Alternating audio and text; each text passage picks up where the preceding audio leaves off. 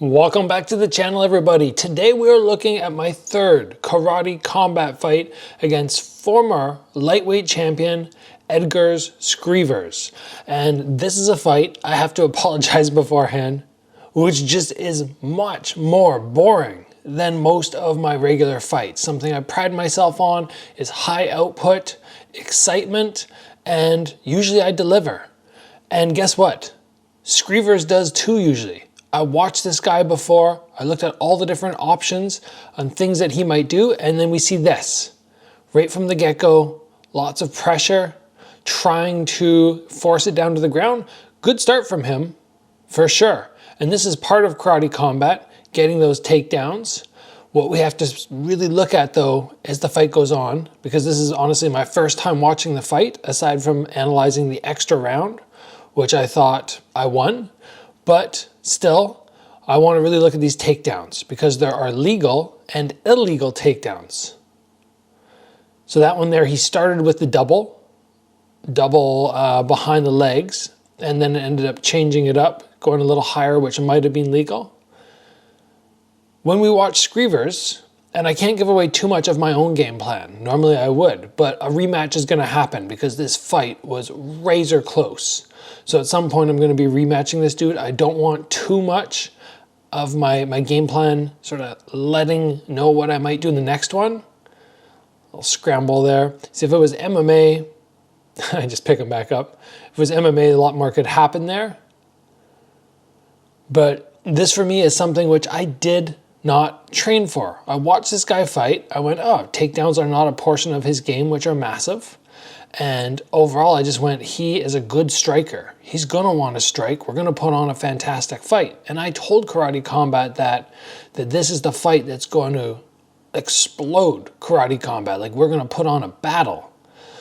What's happening though, and what you'll note here, is I'm trying to pressure, but he's very good at backing up. He's very hard to hit. And at the same time, he's very good at getting these takedowns while not really engaging that well. It's not the most exciting fight. The first round, as you guys will see right now, is going to go to him. I knew that as soon as I finished. First round is for him. I'm trying to throw, trying to get in there, and his takedowns and the work that he does down there definitely lose me the first round. We'll talk in between rounds about the game plan.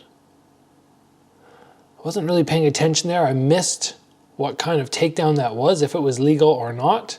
This is somewhere that I have to get better. I know. In that exchange there, I took some punches, which I shouldn't have taken, which I don't need to take, but I don't train for it. So I get hit a couple times and then I make the adjustment in the rest of the fight. But really, I should be going into the fight, practicing putting my back against the ground and letting people hit me.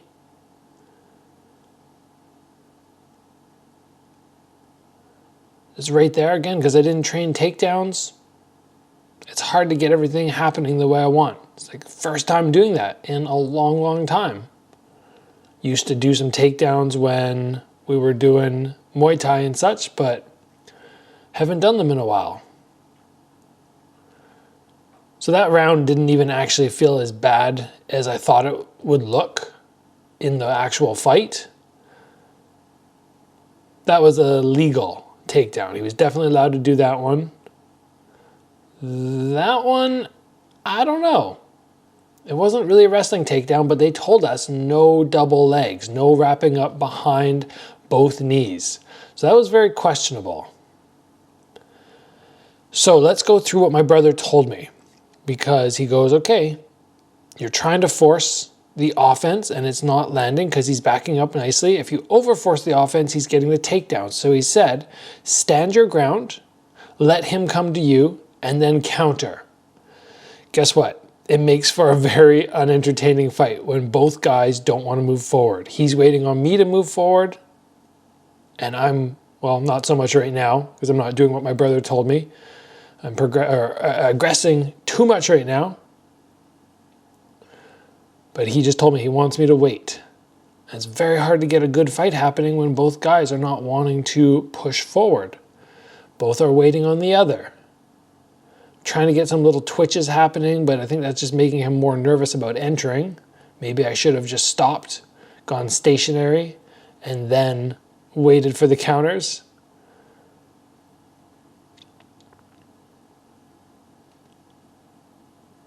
I have a feeling if Screevers and I do this again, it will be a more entertaining fight, but still possibly not the fight I thought. I really thought we were just going to stand in, dirty box. Nice knee there, but nice counter punch from him.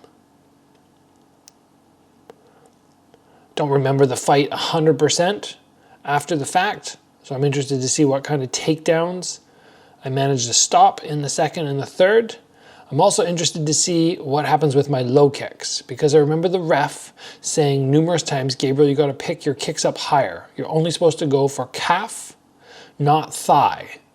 But what's interesting at these rule meetings is I feel very often they give us instructions and then they don't actually hear what they say and they give us different feedback. We were told, if you aim for the head and you touch the ear, even if it's the back of the head, but you make any contact with the ear, the shot is good.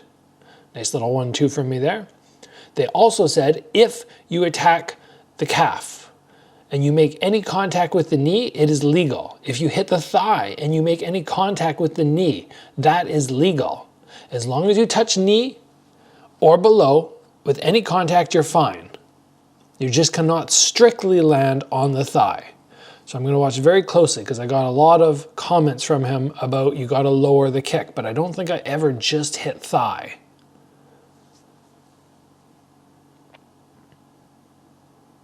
This is something which I got to get better at.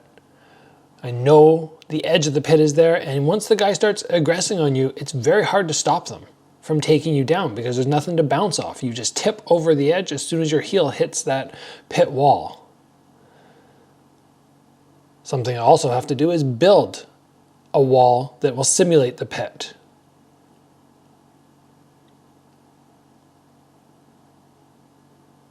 Good little exchange there.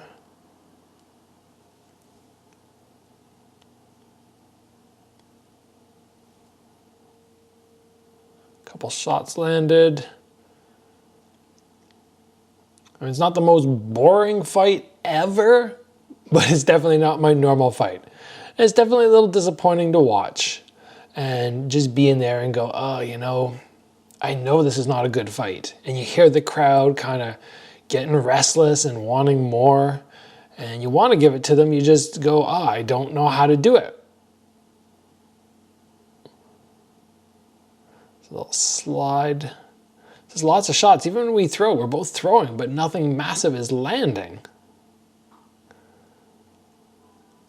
And like I said, it's so odd because his fight style is normally very accurate, but even in that exchange, he's not landing anything, and I'm not landing anything substantial either.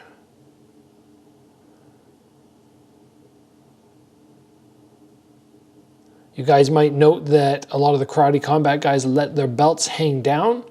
Looks like a traditional black belt. You see, I just let mine get wrapped around my waist through the little loops of the gi pants. I just do that because you are actually allowed to grab the belt. And I just went, well, I'm allowed to tuck it in. Why would I just leave it out hanging there? I don't care if I have my black belt on visible to everybody or not. So that's why I do it.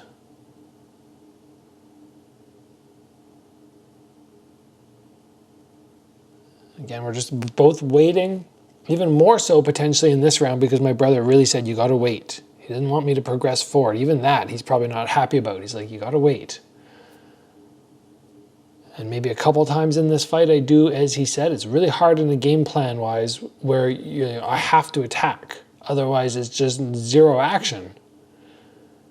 And it just feels so bad as I'm doing it. Just there and waiting like, come on, dude, attack me. And then I go to throw something and he backs up. But very hard when you're trying to stop takedowns. Because one of the best times to take somebody down is when they attack you. You go under their hands.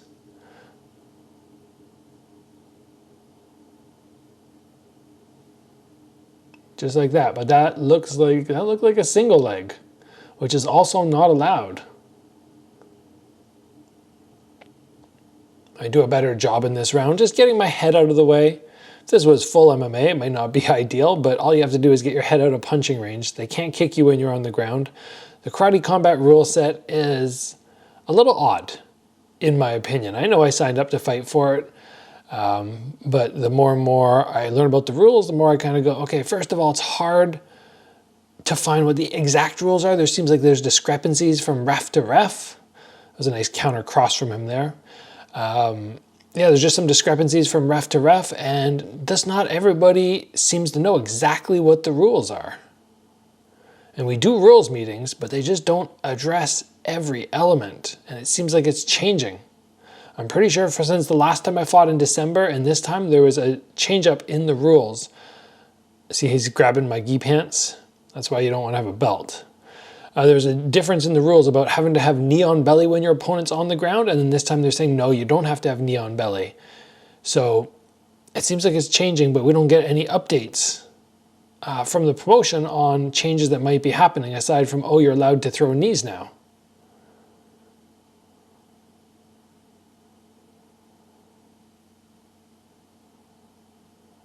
It's funny sometimes, like, it feels like a super boring fight when I'm in there. But overall, when you actually look at it, you're like, oh, it's not as bad. We finally had some action here at the end of round 3, but you're waiting around for the whole fight for something to happen.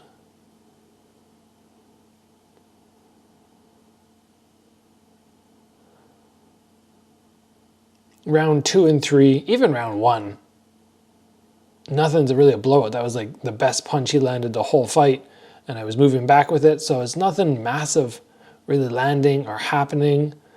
That one was off the forearm. Nice spinning side kick though, if it would have actually landed.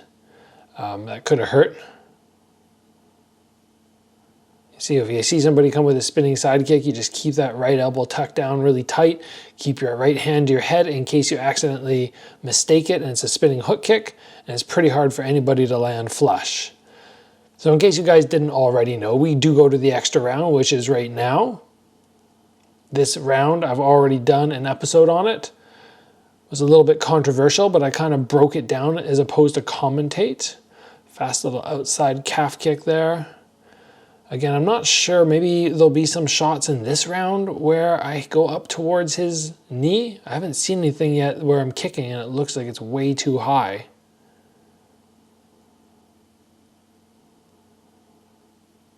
As long as it touches knee. There's any knee contact, just the same as throwing your punches. If you throw behind the head, which is normally illegal, but if you make any contact with the ear, they said it's good. It's okay.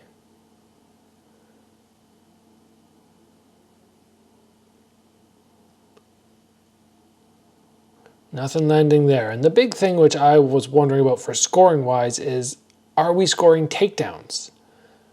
I was not told that takedowns score for anything. It was the damage that you inflict off the takedown. So if he takes me down there and he holds me for a while, yeah, in terms of who actually is being the aggressor, that might count. But then if I land more damage in the round, it completely undoes that. That's a lower scoring criteria.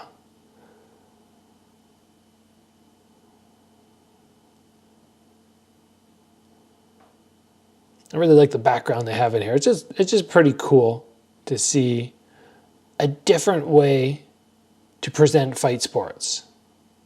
Just got to be creative with it.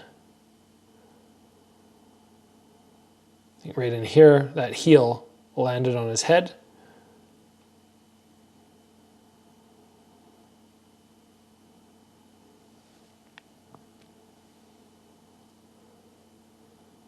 And right around this point, the biggest punch of the whole fight. It's not even a great hard punch, but my knuckle was definitely bruised for a while after.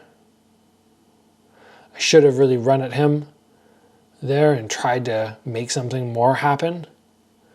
Didn't hit him crazy hard, like enough that my knuckle was bruised, but not enough where I went, oh, he's going to be stunned. But when you see somebody, even if it's just an off step, that was definitely an illegal takedown. You cannot take both hands behind the knees. Yeah, when you see somebody wobble, whether it's damage or a trip, you can run and jump and get a couple punches on them. That is a fantastic way to get some extra scoring in. So what I'm hoping, because we're just going to close off this video today as soon as the round ends, what I'm hoping is another fight in November, December. Opponent doesn't really matter. I'll get some word from them and I will put on a better fight next time. So I hope you guys enjoyed today. I'll catch up with you soon. Back on the channel.